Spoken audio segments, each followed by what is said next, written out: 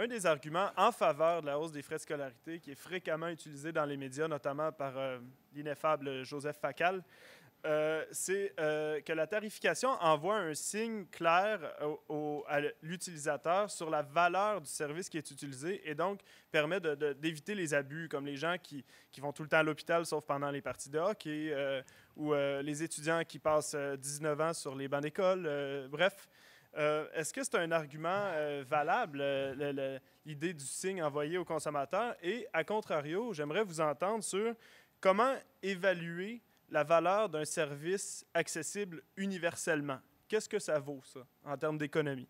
Merci. Avec un droit de réplique immédiatement après de 3 minutes, vous avez 7 minutes.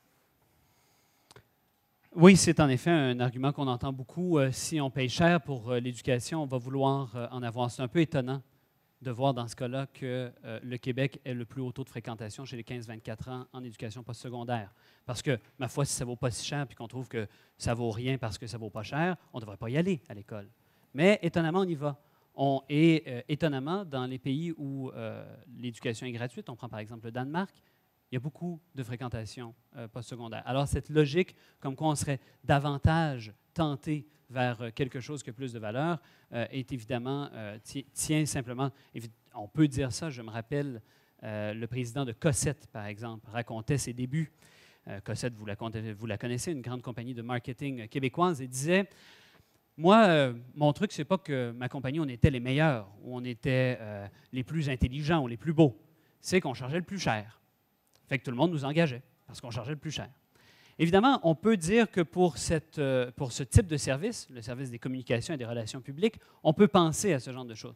Pour l'éducation, apprendre à vivre en commun, commencer à connaître le monde qui nous entoure, développer un rapport intelligent avec la société et l'humanité, cette chose-là, elle ne se pèse pas et elle ne se mesure pas en dollars pour la plupart des gens. Ce que sont les frais de scolarité pour eux, c'est simplement une barrière à l'entrée, quelque chose qui leur empêche d'avoir accès à de l'éducation comme ils en voudraient. Maintenant, est-ce qu'on peut, par des hauts frais de scolarité, éviter les abus? Premièrement, il faut situer la question des abus. Quelle proportion d'étudiants sont en train d'abuser du système d'éducation en ayant trop d'éducation, en étant des véritables gloutons de l'éducation, des goinfres? Eh bien, les cas sont évidemment extrêmement marginaux, comme d'ailleurs quand on nous parle des gens qui vont à l'urgence pour une grippe ou ce genre d'exemple un peu délirant, on se retrouve à parler d'une infime partie de la population, à la monter en épingle et à dire, voilà, pour régler le problème de ce point quelques pourcents de la population, augmentons les frais de scolarité pour tout le monde.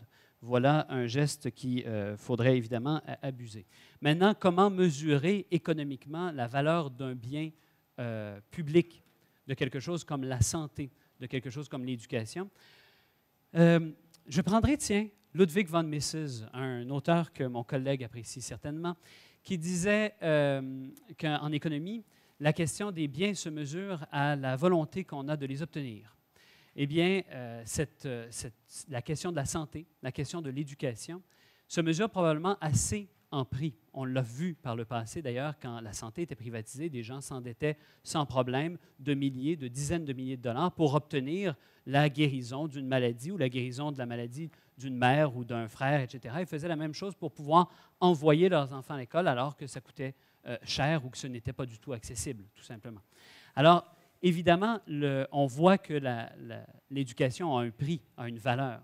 Mais la question qu'il faut se poser, c'est est-ce qu'on ne veut pas, est-ce qu'elle n'a pas une valeur bien plus grande une fois qu'elle est partagée, une fois qu'elle est accessible à tous et à toutes, une fois que tout le monde y a accès sans même avoir à se dire « Ah, je ne devrais peut-être pas étudier finalement, peut-être que moi je ne mérite pas de devenir médecin ou vétérinaire », parce que prenons le cas, par exemple, des frais différenciés.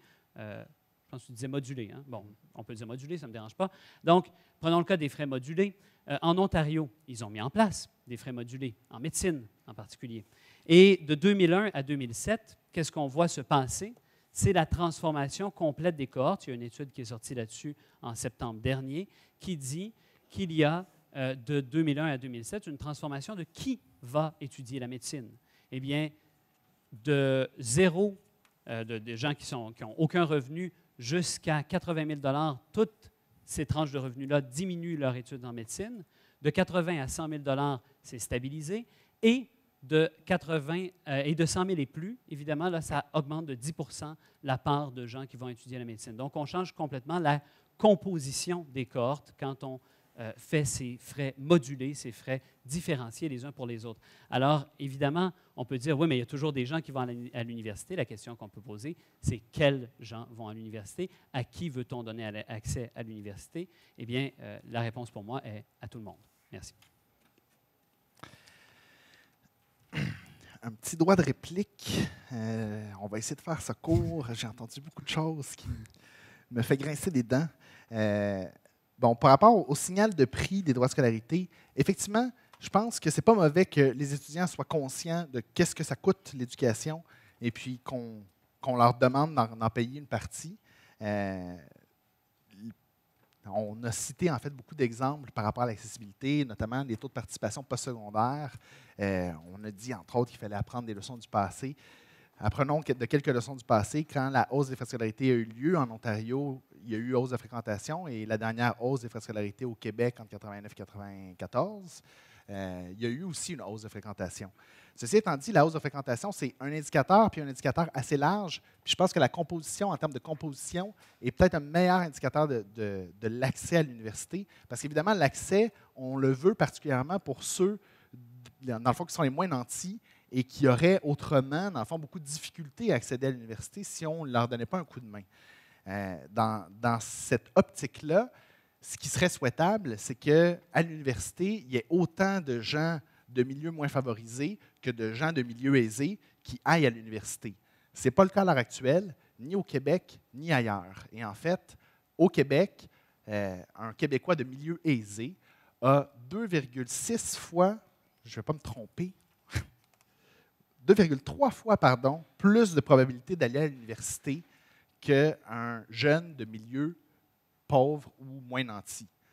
Ailleurs au Canada, ils font mieux, c'est 1,6 fois plus de chances. Donc, effectivement, un jeune de milieu aisé a encore plus de chances qu'un jeune de milieu défavorisé, mais c'est mieux ailleurs au Canada qu'au Québec où on a les taux de scolarité, les frais de scolarité les plus bas.